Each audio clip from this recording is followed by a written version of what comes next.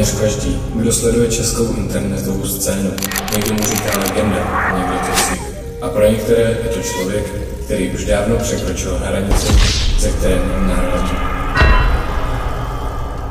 Tohle je příběh Dana Suchomila. Kapitola 1. Začátky na YouTube. Dan začíná jako úplně obyčejný kluk, který hraje League of Legends a natáčí krátká videa. Rychle se ukazuje, že má něco, co ostatní tvůrci nemají. Kombinaci nekonečného sebevědomí, toxicity, humoru a nefiltrujícího stylu. Píčo, vole! Protože já nevidím ty péra, kam útočí, kurva! Píčo, co to si dá? Co to je, kámo? Na YouTube roste závratnou rychlostí. Stovky tisíc zhlédnutí, desítky tisíc odběratelů a pozornost české LOL komunity stoupá. Kapitola 2. Twitch, sláva a ban za banem. Twitch se stává jeho novým domovem a tady se opat 04 mění v jeden z nejznámějších hlasů českého streamingu. Nekonečné LOL streamy, alkoholové večery, rage momenty. Ale zároveň si buduje i nepřátelství s platformou. Ban za banem 7krát. Drsné výstupy, porušení pravidel, nevhodný obsah. A nakonec permanentní ban za nahotu, která se objevila omylem během streamu. V jednu chvíli mizí jeho kanál s 200 000 sledujícími.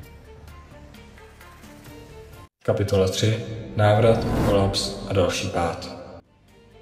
Po roce přichází šok. Twitch mu uděluje unban, návrat roku, návrat legendy. Ale tlak na Dana roste a psychika začíná polevovat. Během streamu se objevují momenty, kdy sahá po alkoholu a lécích. Stav, který končí vyhledáním odborné péče. V jednom momentu se dokonce pořezal na streamu. Byl to vtip, volání o pomoc, manipulace, to nikdo neví, ale internet se otřásl. A pak další a poslední ban. Definitivní. To je joke, ne?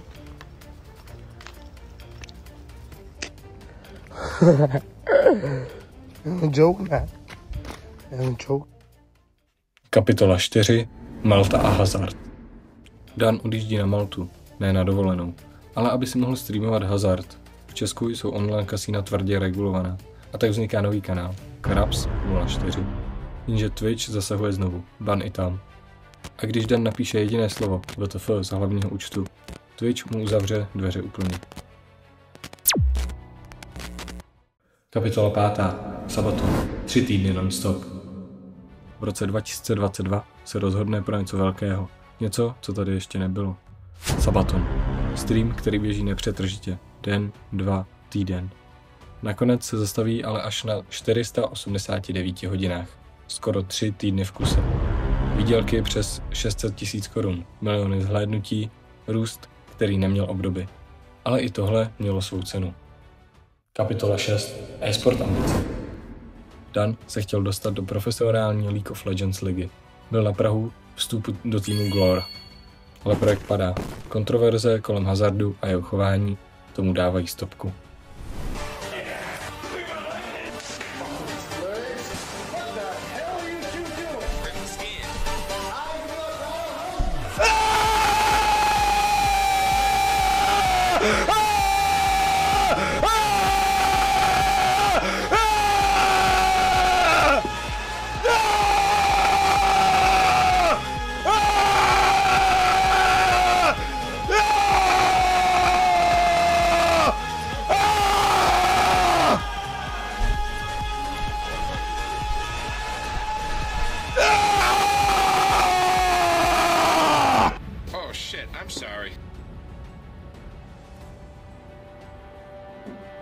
As we can. How do you feel? You look comfy in that position, son. Cool, floating around a little bit. Get out.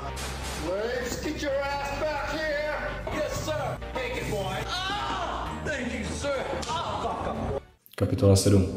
Clash of the Stars. Na jaře 2024 přichází další kapitola. Clash of the Stars. Organizace ji prezentuje jako údajně nejdražšího zápasníka v historii. Na to, že šel od kompu, tak musím říct, jako, že udělal kus práce, fakt maká jak blázen.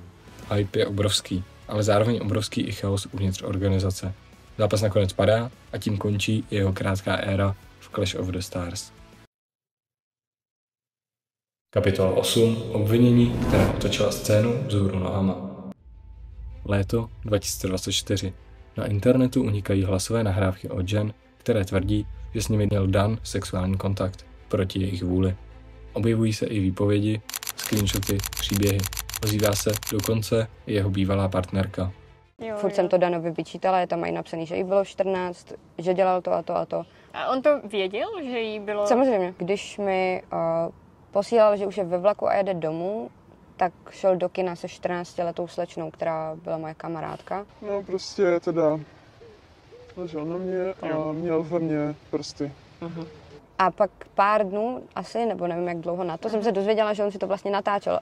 Ani ne, že by to řekl mně nebo něco, já jsem se to dozvěděla tím, že mi někdo poslal klip ze streamu. Kolikrát, jako i když jsme spolu spávali, tak já už jsem pak nechtěla, ale mu se prostě podařilo, že jo, to mám taky screen, kde on vlastně píše, že je strašně šikovnej, že i když ty holky nechcou, tak ví, jak na to, aby vždycky polevili. A že i když já mu teďka řeknu, že spolu nebudeme spát, tak ví, že prostě budeme. Takže jako vlastně neřešil to, že tam tě podvedl před zraky tvými. Ne. Zajímavé. To bylo na normální bázi. A tak mi vlastně řekla, že na ní i šahal a podkraťa se a takovýhle přímo jako do ní. A už to zase začalo se slečnama, šahání na ně a tak. A pak vím, že já jsem celou dobu koukala do telefonu a najednou slyším mlaskání. A já jsem nebyla schopna se podívat nahoru. Já jsem úplně zamrzla, úplně se mi roztřepaly ruce, že prostě by mě fakt jakoby můj kluk začal podvádět přímo přede mnou prostě na našem hotelu se slečnou, ještě která prostě plakala, měla. No a pak jsem vlastně začala slýchat o tom, že holky mladý a pak jsem vlastně slyšela o tom, že má kalendář na 2 roky dopředu, kde má prostě rozepsaný jména holek.